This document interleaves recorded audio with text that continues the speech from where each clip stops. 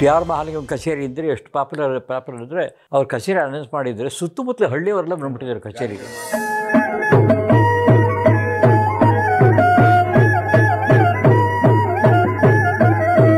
Alathur ಸದಸ್ಯಕ್ಕೆ ಮಧುರಮಣಿಯವರಿಗೆ GNB ಅವ್ರಿಗೆ ಎಲ್ಲರೂ ಹೇಳಿದ್ರು ಕಚೇರಿಗೆ ಹಾಕ್ಕೊಳ್ಳಿ ಅಂತ. ಅವರೆಲ್ಲ ಅಷ್ಟೊಂದು ಗಮನ ಕೊಡಲಿಲ್ಲ. ಚಮ್ಮಗುಡಿಯ ಜೊತೆಗೆ ಸುಮಾರು ಒಂದು ನಾನು 8-10 ಕಚೇರಿ ನುಡಿಸಿರ್ಬೋದು.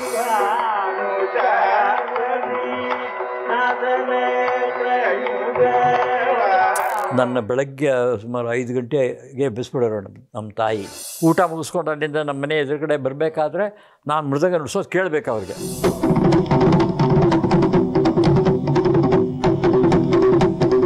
ಎಷ್ಟು ಕಚೇರಿ ನಾನು ನುಡಿಸಿದ್ರು ಕೂಡ ನಮ್ಮ ಗುರುಗಳು ಒಂದು ದಿವಸ ನೀನು ನುಡಿಸಿ ಚೆನ್ನಾಗಿತ್ತು ಅಂತ ಹೇಳಲಿಲ್ಲ. ಅಂದರೆ ಏನು ನಾನು ತಪ್ಪಾಡಿದ್ನು ಅದನ್ನೇ ಹೈಲೈಟ್ ಮಾಡಿ ಬಾಯಿಗೆ ಬಂದಾಗ ಬೈಬೇಕು. ಯಾರು ಈ ಹುಡುಗ ಇವರು ಅಂತ ಕೇಳಿದ್ರೆ ನಮ್ಮ ದೊಡ್ಡ ಮಗ ಅಂತ ಹೇಳೋರು ನಮ್ಮ. 1959 if I remember very well ಇದು ನಡೆದಿದ್ದು. ನನಗೆ 23 ವರ್ಷ ಸುಮಾರು. ಆವಾಗ ನಾನು ಆ್ಯಮ್ಕೋ ಬ್ಯಾಟ್ರೀಸ್ ಅಂತ ಅಲ್ಲಿ ಕೆಲಸದಲ್ಲಿ ಕೂಡ ಇದ್ದೆ. ಜೊತೆಗೆ ನಾನು BSc ಮಾಡಿಕೊಂಡು ಅಲ್ಲಿ ಕೆಲಸದಲ್ಲಿದ್ದೆ. ಓದಿದ್ದು ಸರ್ ನ್ಯಾಷನಲ್ ಕಾಲೇಜ್? ನಾನು ಹೈಸ್ಕೂಲ್ ಓದಿದ್ದು ನ್ಯಾಷನಲ್ ಹೈಸ್ಕೂಲು, ಇಂಟರ್ಮೀಡಿಯೇಟ್ನಂತ ನ್ಯಾಷನಲ್ ಕಾಲೇಜು. ಅದಾದಮೇಲೆ ಸೆಂಟ್ರಲ್ ಕಾಲೇಜಲ್ಲಿ ನಾನು BSc ಮಾಡಿದೆ ನಾನು. ಆ್ಯಮ್ಕೋ ಬ್ಯಾಟ್ರೀಸ್. ಅದಾದಮೇಲೆ ಆ್ಯಮ್ಕೋ ಬ್ಯಾಟ್ರೀಸ್ನಲ್ಲಿ ಕೆಲಸದಲ್ಲಿದ್ದೆ.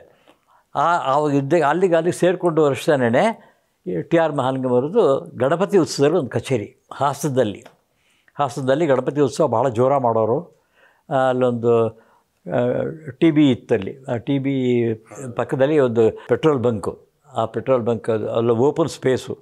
ಅಲ್ಲಿ ಚಪ್ರ ಹಾಕಿ ಟಿ ಆರ್ ಮಹಾಲಿಂಗಂ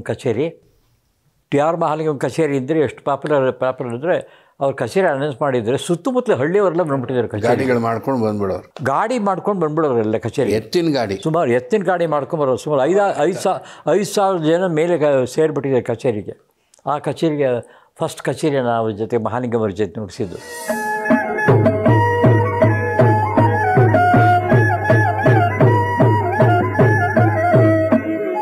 ಅದಾದಮೇಲೆ ಹಲವಾರು ಕಚೇರಿಗೆ ಅವ್ರು ಜಾಸ್ತಿ ಮೈಸೂರಿನಲ್ಲಿ, ಅಲ್ಲಿ ಮಡಿಕೇರಿ ಒಳಗೆ ಅವರಿಗೆಲ್ಲ, ಬೆಂಗಳೂರಿನಲ್ಲಿ, ಮೈಸೂರಿನಲ್ಲಿ ಒಂದು 2-3 ಕಚೇರಿ ಎಲ್ಲ ನುಡಿಸಿ ನಮ್ಮ ಮಹಾಲಿಂಗಂ ಅವ್ರ ಜೊತೆ ನುಡಿಸಿದ್ದೀನಿ.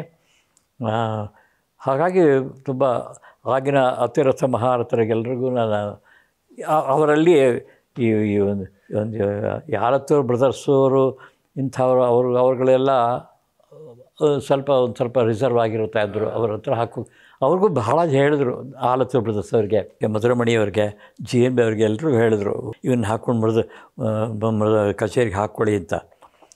ಅವರೆಲ್ಲ ಅಷ್ಟೊಂದು ಗಮನ ಕೊಡಲಿಲ್ಲ. ಸರಿ, ಇವ್ರ ಜೊತೆ ಮಿಕ್ಕವ್ರ ಎಲ್ಲರ ಜೊತೆಗೂ ಅನೇಕ ಕಚೇರಿಗಳು ನಾನು ನುಡಿಸ್ತೀವಿ. ಶಮ್ಮನಗುಡಿಯವ್ರ ಜೊತೆನೂ ತಾವು? ಶಮ್ಮಗುಡಿಯವರು ಅಷ್ಟೇ ಹಲವಾರು ಕಚೇರಿ ನುಡಿಸಿದ್ವಿ. ನಾನು ನಿಮ್ಮ ತಂದೆಯವರು ನುಡಿಸಿದ್ವಿ. ಎಲ್ಲರ ಶಮ್ಮಗುಡಿಯವ್ರ ಜೊತೆಗೆ ಸುಮಾರು ಒಂದು ನಾನು 8-10 ಕಚೇರಿ ನುಡಿಸಿರ್ಬೋದು.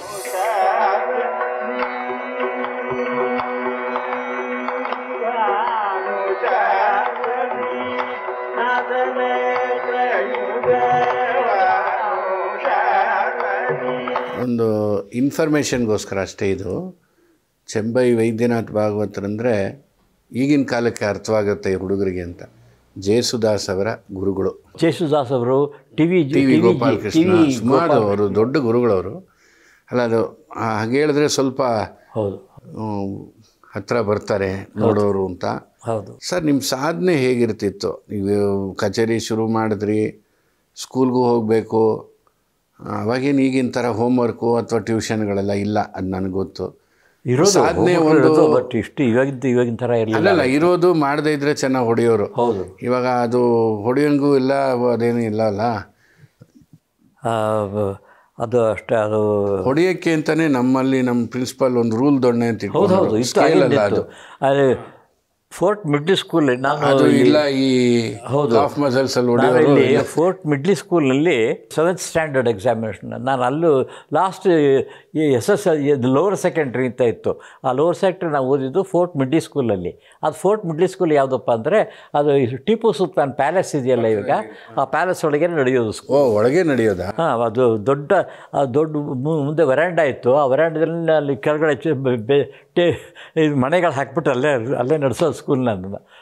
ಅಲ್ಲಿ ಪಾಂಡುರಂಗರಾವ್ ಅಂತೊಬ್ಬರು ಇದ್ದರು. ಅವರು ಟೈಮ್ ಸರಿಯಾಗಿ ಹುಡುಗ ಬರದೇ ಇದ್ದರೆ ಕೈಯಲ್ಲಿ ಹಿಂದ್ಗಡೆ ಕೋಲು ಇಟ್ಕೊಂಡು ನಿಂತ್ಕೊಂಡಿರೋರು. 5 ನಿಮಿಷ ಲೇಟ್ ಆದರೆ ಥಾಯಡತ್ತು ಒಂದು ಹೊಡೆಯೋರು ಹಿಡ್ಕೊಂಡು. ಅಲ್ಲಿ ಅವಾಗೆಲ್ಲ ಅಷ್ಟು ಶಿಕ್ಷೆ ಇದ್ದರೆ 5 ನಿಮಿಷ ಕೂಡ ಲೇಟಾಗಿ ಹೋಗ್ಕೊಡ್ತು. ಓಡಿ ಹೋಗ್ತಾ ಆಮೇಲೆ ಪ್ರೇಯರ್ಗೆ ಅಟೆಂಡ್ ಹೋಗಲೇಬೇಕು, ಎಲ್ಲ ಪೀರಿಯಡ್ಡು ಅಟೆಂಡ್ ಮಾಡಬೇಕು.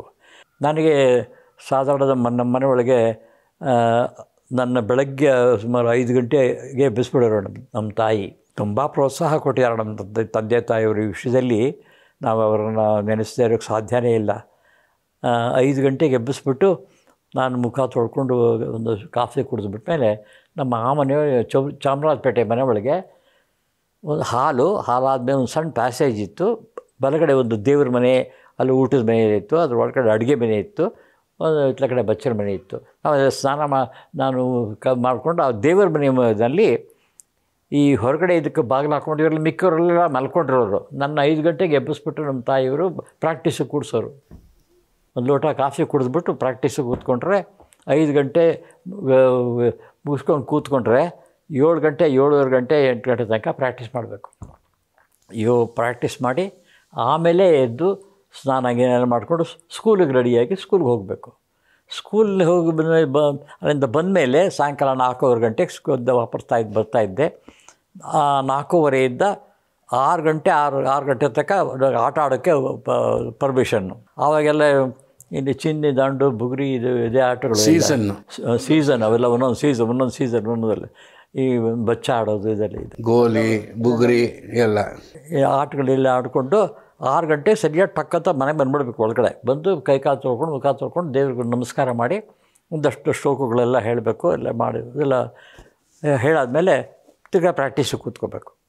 ತಿರ್ಗಾ ಪ್ರಾಕ್ಟೀಸ್ ಮಾಡೋಕ್ಕೆ ರಾತ್ರಿ 8 ಗಂಟೆ ತನಕ ಪ್ರಾಕ್ಟೀಸ್ ಮಾಡೋದು. ಆಮೇಲೆ ಎದ್ದು ಊಟ ಮಾಡಿ ತಿರ್ಗಾ 10 ಗಂಟೆ ತನಕ ಸ್ಕೂಲಿಂದ ಏನಾರು ಓದ್ಕೋಬೇಕು. ಹಿಂದಿನ ದಿವಸದ ಪಾಠ ಏನಾದ್ರು ಸರಿಯಾಗಿ ಪ್ರಾಕ್ಟೀಸ್ ಮಾಡೋದಿದ್ರೆ ಅದನ್ನು ಮುಗಿಸ್ಬೇಕು. ತಿರ್ಗಾ ಪ್ರಾಕ್ಟೀಸ್ ಮಾಡಿ ನಮ್ಮ ಗುರುಗಳಲ್ಲಿ ಊಟ ಮುಗಿಸ್ಕೊಂಡು ಅಲ್ಲಿಂದ ನಮ್ಮ ಮನೆ ಎದುರುಗಡೆ ಬರಬೇಕಾದ್ರೆ ನಾನು ಮೃದಂಗ ನುಡ್ಸೋದು ಕೇಳಬೇಕು ಅವ್ರಿಗೆ. ಇಲ್ಲದೇ ಇದ್ದರೆ ಬಂದು ಬಾಗಿಲಲ್ಲಿ ಹಿಂಗೆ ನಿಂತ್ಕೊಂಬೋರು. ನಂಗೆ ಚೆನ್ನಾಗಿ ಜ್ಞಾಪಕ ಇದೆ. ಏನೋ ಪ್ರಾಕ್ಟೀಸ್ ಆಯಿತಾ, ಬಂತಾ, ನಾಳೆ ನೋಡೋಣ ಅಂತ ಹೇಳ್ಬಿಟ್ಟು ಹೋಗೋದು. ಹೀಗೆ ಒಂದು ದಿವಸಕ್ಕೆ ಸುಮಾರು ಒಂದು ದಿವಸ ಪ್ರತಿ ದಿವಸ 2 ಗಂಟೆ 3 ಗಂಟೆ 4 ಗಂಟೆ ಪ್ರಾಕ್ಟೀಸ್ ಆಗೋದು. ರಜದ ದಿವಸ ಕೆಲವು ದಿವಸಗಳಂತೂ ಇದೆ 8 ಗಂಟೆ ಪ್ರಾಕ್ಟೀಸ್ ಮಾಡೋದು ದಿವಸಗಳಿದೆ ನನಗೆ ಮಾಡಿಸಿದವಾಗ ರಜಾ ದಿವಸಗಳಲ್ಲಿ. ಹಾಗಿದ್ದರೂ ನಾಳೆ ರಜಾ ಇದೆಯಲ್ಲೋ, ಇವತ್ತು ಪ್ರಾಕ್ಟೀಸ್ ಮಾಡಬೇಕು ಚೆನ್ನಾಗಿ ಅಂತ ಹೇಳ್ಬಿಟ್ಟು ತುಂಬ ಪಾಠಗಳು ಕೊಟ್ಬಿಡೋರು. ಆ ಪಾಠಗಳ ರೀತಿ ಹೇಳಿದ್ನಲ್ಲ, ಮೊದಲಂತೂ ವರಸಗಳು ಅಂತ ಪ್ರಾಕ್ಟೀಸ್ ಮಾಡಿಸೋರು. ಅದಾದಮೇಲೆ ಮೊಹರಗಳು ಅಂತ ಪ್ರಾಕ್ಟೀಸ್ ಮಾಡಿಸೋರು. ಚಾಪು ಅರೆಚಾಪು ಪ್ರಾಕ್ಟೀಸ್ ಮಾಡಿಸಿ ಆ ಮೊಹರಗಳು ಅನ್ನೋದು ಒಂದೊಂದು ಸ್ಟ್ರಕ್ಚರು ನಾನು ಹೇಳ್ತೀನಿ ನಾನು ಬೇಕಾದ್ರೆ. ಆ ಒಂದೊಂದು ಸ್ಟ್ರಕ್ಚರ್, ಆ ಥರದ ಸ್ಟ್ರಕ್ಚರ್ ಒಂದು 1000 ಮೊಹರ ಪ್ರಾಕ್ಟೀಸ್ ಮಾಡಿಸ್ಯಾರ ನನ್ನ ಕೈಲಿ. 1000 ಮೊಹರ ಈ ಯೋಚನೆ ಮಾಡೋಕ್ಕಾಗಲ್ಲ ಇವಾಗ. ಅದನ್ನು ಎಲ್ಲ 3 ಕಾಲ ಪ್ರಾಕ್ಟೀಸ್ ಮಾಡಬೇಕು. 3 ಕಾಲ ಯಾವುದು ನುಡ್ಸೋಕ್ಕೆ ಆಗಲ್ವೋ ಅಂತಂದು ಬಿಟ್ಬಿಟ್ಟು ಮಿಕ್ಕಿದ ಕೆಲವೇ ಎಲ್ಲದನ್ನು 3 ಕಾಲ ನುಡ್ಸೋಕ್ಕಾಗಬೇಕು. ಅಷ್ಟು ನುಡಿಸಿದ್ರೂ ಕೂಡ ನಮ್ಮ ಗುರುಗಳು ತೃಪ್ತಿ ಆಗ್ತಾ ಇರಲಿಲ್ಲ. ಸಾಲಿ ಅಲ್ಲಲ್ಲ, ಆದ್ರೂ ಆಗಿನವರು ಅಷ್ಟು ಹೇಳಿ ತೋರಿಸ್ಕೊಳ್ತಾ ಇರಲಿಲ್ಲ. ಶಾಬಾಸ್ ಅಂದ್ಬಿಟ್ರೆ ಹಿಂಗೆ ನಿಲ್ಲಿಸ್ಬಿಡ್ತಾನೆ ಅಂತ. ಇಲ್ಲ ಹೇಳಿದ್ನಾಳ. ನಾನು ಈಗ ನನ್ನ 10ನೇ ವರ್ಷದಿಂದ ನನ್ನ ಕಚೇರಿ ಪ್ರಯಾಣ ನಾನು ಶುರು ಮಾಡಿ 10ನೇ ವರ್ಷದಿಂದ ನನ್ನ 17ನೇ ವರ್ಷದವರೆಗೂ ಎಷ್ಟು ಕಚೇರಿ ನಾನು ನಡೆಸಿದ್ರು ಕೂಡ ನಮ್ಮ ಗುರುಗಳು ಒಂದು ದಿವಸ ನೀನು ಚೆನ್ನಾಗಿತ್ತು ಅಂತ ಹೇಳಲಿಲ್ಲ. ಪ್ರತಿ ಕಚೇರಿ ಮುಗಿಸ್ಕೊಂಡು ಅವ್ರ ಮನೆಗೆ ಹೋಗಬೇಕು. ಹೋದ ತಕ್ಷಣ ಬಾಯಿಗೆ ಬಂದಾಗ ಬೈಬೇಕು. ಏನಂದರೆ ಏನು ನಾನು ತಪ್ಪು ಮಾಡಿದ್ನೋ ಅದನ್ನೇ ಹೈಲೈಟ್ ಮಾಡಿ, ಇದು ನೀನು ಮಾಡಬಾರ್ದಾಗಿತ್ತು, ನೀನು ಹೀಗೆ ನುಡಿಸ್ಬೇಕಾಗಿತ್ತು ಆಗಿರೋದು. ನಾನು ಏನು ಚೆನ್ನಾಗಿ ಏನಾರು ನುಡಿಸಿದ್ದೀನಿ ಅಂತಂತೇಳಿದ್ರೆ ಅದನ್ನು ಯಾವತ್ತೂ ಹೇಳ್ತಾನೇ ಇರಲಿಲ್ಲ ಅವರು. 17ನೇ ವಯಸ್ಸದ ತನಕ ನಾನು ಪ್ರತಿ ದಿವಸ ಹೋಗೋದು ಬೈಸ್ಕೊಂಬರೋದು. ನಮ್ಮ ಅದೇ ನನ್ನ ಅಭ್ಯಾಸ. ಅದು ಅದೊಂದು ಆಶೀರ್ವಾದ. ಅದಾದಮೇಲೆ ಒಂದು ಕಚೇರಿಗೆ ಅವ್ರಿಗೆ ಮನಸ್ಸಿಗೆ ಸಮಾಧಾನ ಆಗಿಬಿಟ್ಟಾಗ ಅವರು ನಮ್ಮ ಗುರು ಪತ್ನಿಯವ್ರ ಹತ್ರ ಹೋಗಿ ಅವರು ಇವತ್ತು ಹೇಳಿಲ್ಲ, ನಾನು ಅವ್ರ ಮುಂದೆ ಹೇಳಿ ಇವತ್ತು ಆನಂದ ಚೆನ್ನಾಗಿ ನುಡಿಸಿದ ಕಣೆ ಅಂತ ಅವ್ರು ನಮ್ಮ ಗುರುಪತ್ನಿಯವರು. ಅವ್ರಿಗೆ ನನ್ನ ಮೇಲೆ ಪುತ್ರವಾತ್ಸಲ್ಯ ಅವ್ರಿಗೆ. ಇನ್ನೂ ಚಿಕ್ಕ ಹುಡುಗ, ಪುತ್ರವಾತ್ಸಲ್ಯ ಅವರಿಗೆ ತುಂಬ ಚೆನ್ನಾಗಿ, ಭಾಳ ಪ್ರೀತಿ ಅವರಿಗೆ. ಆನಂದ್ ಇವತ್ತು ಚೆನ್ನಾಗಿ ನುಡಿಸ್ದ ಕಣೆ ಅಂತ ಹೇಳ್ಬಿಟ್ಟು, ಅವನಿಗೆ ಹೇಳಬೇಡ ಇದನ್ನು ಈ ರೀತಿ, ಅದು ಬೇರೆ ತಕ್ಷಣ ಅದು ಹೇಳಿಬಿಟ್ಟು ಹೊರಟೋಗ್ಬಿಟ್ರು. ಸರಿ, ಅವ್ರಿಗೆ ಹೊರಟೋದ್ಮೇಲೆ ಸರಿ ಕಣ ಅಂತ ಹೇಳಿದ್ರು. ಅವರೆಲ್ಲ ಹೊರಗಡೆ ಹೊರಟೋದ್ರು. ನಾನು ಅವ್ರ ಮನೇಲಿ ಅವ್ರ ಮಕ್ಕಳಿಗೆಲ್ಲ ಇವತ್ತು ಅವ್ರಿಗೆ ನಮ್ಮ ಗುರುಗಳಿಗೆ ತುಂಬ ಮಕ್ಕಳು, ಹೆಣ್ಣುಮಕ್ಕಳು 6 ಜನ ಹೆಣ್ಮಕ್ಳು, 2 ಗಂಡು ಮಕ್ಕಳು ಇಲ್ಲ. ಸೊ ಆ ಚಿಕ್ಕ ಮಕ್ಕಳು ಇಲ್ಲ, ಅವರಿಗೆಲ್ಲ ನಾನು ಕಂಡ್ರೆ ಬಹಳ ಪ್ರೀತಿ. ಈಗಲೂ ಕೂಡ ಅವ್ರ ಮಕ್ಕಳುಗಳೆಲ್ಲ ನನ್ನ ತುಂಬ ಆನಂದ ಅಂತ ಬಹಳ ಏಕತ್ವದಲ್ಲಿ ಮಾತಾಡಿಸ್ತಾರೆ. ಎಲ್ಲ ದೊಡ್ಡವರಾಗಿದ್ದಾರಲ್ಲ, ಅವ್ರಗಳ ಮಕ್ಕಳು ಮೊಮ್ಮಕ್ಕಳಾಗಿದೆ ಅವ್ರಿಗೆಲ್ಲರಿಗೂ. ಅದೆಲ್ಲ ಅವ್ರು ಹೊರಟೋದ್ಮೇಲೆ ಅವ್ರ ಮಕ್ಕಳನ್ನೆಲ್ಲ ಆಟ ಆಡಿಸ್ಕೊಂಡು ನಾನು ಇರ್ತಾಯಿದ್ದೆ ಅವ್ರ ಮನೇಲಿ. ಆವಾಗ ಅವರು ತಡೀಲಾರ್ದೇ ಆನಂದು ಒಂದು ವಿಷಯ ಹೇಳ್ತೀನಿ, ಮೇಷ್ಟೊತ್ತು ಹೇಳ್ಕೊಡ್ದು ಅಂತ ನಮ್ಮ ಮುಂದೆ ನಮ್ಮ ಗುರುಪತ್ನಿಯವರು, ಏನಮ್ಮ ಅಂತಂದೆ. ಇವತ್ತು ನೀ ಕಚೇರಿ ಚೆನ್ನಾಗಿ ನುಡಿಸ್ದಿ ಅಂತೀನಿ, ನೀವು ತುಂಬ ಮೇಷ್ಟ್ರಿಗೆ ತುಂಬ ತೃಪ್ತಿ ಆಗಿಬಿಟ್ಟಿದೆ ಕಣೋ. ಹೀಗೆ ಅವ್ರು ನಾನು ನಿಂಗೆ ಹೇಳಿದೆ ಅಂತೀನಿ, ಅವ್ರಿಗೆ ಹೇಳ್ಕೊಬೇಡ, ಗೊತ್ತಾಗೋದು ಬೇಡ, ಹೇಳಿಬಿಟ್ಟಿದ್ದಾರೆ, ಅವ್ನಿಗೆ ಹೇಳಬೇಡ ಅಂತ ಹೇಳಿಬಿಟ್ಟಿದ್ದಾರೆ ಅಂತ ಅವ್ರ ಮುಂದೆ ನನ್ನ ಮುಂದೆ ಹೇಳಿದ್ರು. ಪಾಪ ಅವ್ರು ತಡೆಯಲಾರ್ದಾರೆ. ಆವಾಗ ನಾನು ತಿಳ್ಕೊಂಡು ನಾನು ಸುಮ್ಮನೆ ನನಗೇನು ಗೊತ್ತಿಲ್ಲದೆ ಇರೋವಾಗ ನಾನು ಸುಮ್ಮನೆ ಇದ್ಬಿಟ್ಟಿದ್ದೆ. ಅದಾದಮೇಲೆ ಅವತ್ತೊಂದು ಸರಿ ಇಷ್ಟೇ, ಕಚೇರಿಗೆ ಅಕಸ್ಮಾತ್ ಚೆನ್ನಾಗಿದ್ದರೆ ಪರವಾಗಿಲ್ಲ ಇವತ್ತು ಅನ್ಬೇಕು. ನಮ್ಮ ಮೇಷ್ಟ್ರ ಮನೆಗೆ ತುಂಬ ಜನ ಸಂಗೀತಗಾರರು ಬರೋರು. ಆವಾಗ ಶ್ರೀನಿವಾಸಾಚಾರ್ಯ ಅಂತ ಒಬ್ಬರು ಬರೋರು, ಹೆಬ್ಬಣಿ ವೆಂಕಟರಮಣ ಶಾಸ್ತ್ರಿ ಅಂತ ಬರೋರು ಒಬ್ಬರು, ಸುಂದರರಾಜ ಅಯ್ಯಂಗಾರ್ ಅಂತ, ಆಮೇಲೆ ಅನಂತರಾಮಯ್ಯ ಅಂತ, ಎಲ್ಲರೂ ಚೆಲುವರಾಜ್ ಅವರು, ಚೌಡಯ್ಯನವ್ರ ಶಿಷ್ಯರೇ ಸುಂದರರಾಜ, ಎನ್.ಎಲ್. ಚೆಲುವರಾಜ್ ಅಂತ, ಇವರೆಲ್ಲ ಸಂಗೀತಗಾರರು ಬರೋರು. ಅವರೆಲ್ಲ ಬಂದಾಗ ಅವನ್ನೆಲ್ಲ ಕೂಡಿಸಿ, ನೀವು ಹಾಡ್ರಿ ಆನಂದ್ ಪ್ರಾಕ್ಟೀಸ್ ಮಾಡ್ತೀನಿ, ನನಗೆ ಪ್ರಾಕ್ಟೀಸ್ ಮಾಡಿಸೋರು ನಮ್ಮ ಗುರುಗಳು. ಹಾಗಾಗಿ ಅವ್ರದ್ದೆಲ್ಲ ಕಚೇರಿಗಳಾದಾಗ ಅವ್ರ ಕಚೇರಿಗೆಲ್ಲ ನಾನೇ ಪಕ್ಕವಾದ ನುಡಿಸ್ತಾ ಇದ್ದೆ. ಅವ್ರುಗಳೆಲ್ಲ ಕಚೇರಿ ಮುಗಿಸ್ಕೊಂಡು ನಾನು ಮುಗಿಸ್ಕೊಂಡು ಬಂದರೆ ಅವ್ರು ಬಂದು ನಮ್ಮ ಮೇಷ್ಟ್ರ ಹತ್ರ, ಆನಂದು ಭಾಳ ಚೆನ್ನಾಗಿ ನುಡಿಸ್ತಾನೆ ನೆನ್ನೆ ಸಾಗೆ ಅಂತ ಅವ್ರು ಅಂದುಬಿಟ್ರೆ, ಅವನು ಮುಂದೆ ಹೇಳಬೇಡಿ ಇದನ್ನು, ಈಗ ನನ್ನ ಮುಂದೆ ಹೇಳ್ಕೊಡ್ದವರು. ಅಲ್ಲಲ್ಲ, ಅವರಿಗೆ ವಾತ್ಸಲ್ಯನೇ ಹೈಲೈಟ್ ಮಾಡೋಕ್ಕೆ ನಾನು ಹೇಳಿದ್ದೀನಲ್ಲ, ಹೌದು ಸರ್, ಅಷ್ಟು ವಾತ್ಸಲ್ಯ ಇತ್ತು ಅವ್ರಿಗೆ.